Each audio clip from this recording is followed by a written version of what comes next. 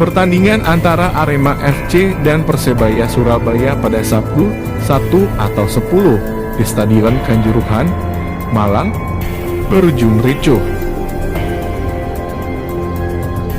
Data sementara, 127 orang meninggal dunia dan 180 mengalami luka imbas peristiwa tersebut.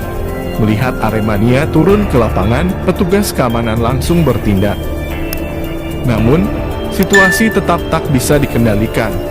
Alhasil, kericuhan dan kepanikan terjadi, terutama di area tribune Stadion Kanjuruhan. Banyak korban yang berjatuhan di Stadion Kanjuruhan, baik karena sesak napas maupun karena terinjak-injak. Setiap ruang hingga pintu keluar stadion, banyak korban yang tergeletak dan beberapa di antaranya tidak lagi bernapas. Dikutip dari bola.com Minggu 2 atau 10, kerusuhan dimulai setelah Arema FC kalah atas Persebaya Surabaya.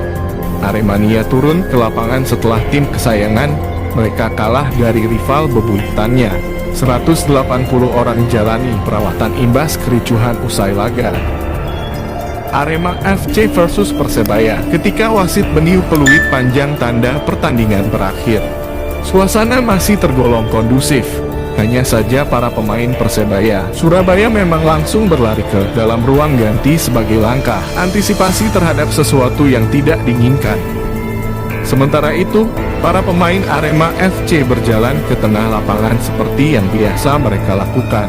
Mereka bermaksud memberikan penghormatan kepada Aremania yang telah memberikan dukungan penuh di Stadion Kanjuruhan meski pada akhirnya Singo Edan harus kalah. Namun, saat itu sudah ada beberapa Aremania yang masuk lapangan. Mereka tidak melakukan aksi yang anarkis tapi justru menghampiri para pemain Arema FC.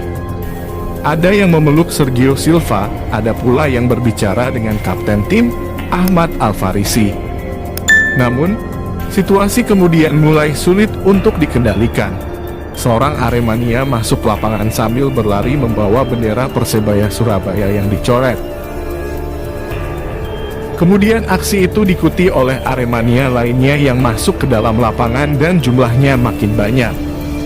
Personil keamanan pun melakukan tindakan dengan mengamankan para pemain Arema FC untuk masuk ke ruang ganti stadion. Hal itu menjadi prioritas karena mulai ada lemparan botol kemasan air mineral yang ditujukan kepada tim Arema FC. Para jurnalis dan fotografer yang bertugas meliput pertandingan tersebut diamankan dan diarahkan untuk menuju ke ruangan di dalam stadion. Setelah itu, para petugas keamanan berupaya menghalau Aremania agar tidak makin banyak yang turun ke lapangan. Sayangnya, petugas kepolisian, TNI, dan Stuber yang ada kalah jumlah dari para supporter yang turun ke lapangan. Tak sanggup mengendalikan keadaan, tembakan gas air mata pun jadi opsi yang diambil. Langkah tersebut justru menimbulkan insiden yang lebih besar. Banyak Aremania yang menjadi korban. Informasinya, beberapa gas air mata ditembakkan ke arah tribune dan membuat kepanikan makin besar. Dari insiden tersebut, banyak korban yang jatuh karena terinjak oleh supporter lain yang panik dalam situasi tersebut. Ada pula yang jatuh karena sesak napas akibat gas air mata. Pantauan bola.com, hampir di setiap jengkal ruangan pintu keluar Stadion Kanjuruhan, ada Aremania yang tergeletak. Beberapa di antaranya sudah tidak bernapas lagi. Sampai pukul 23.40, beberapa korban masih tergeletak di pinggir lapangan dan pintu keluar. Begitu banyak korban membuat tenaga medis yang ada tak bisa mengatasi semuanya, akhirnya beberapa korban tak tertangani.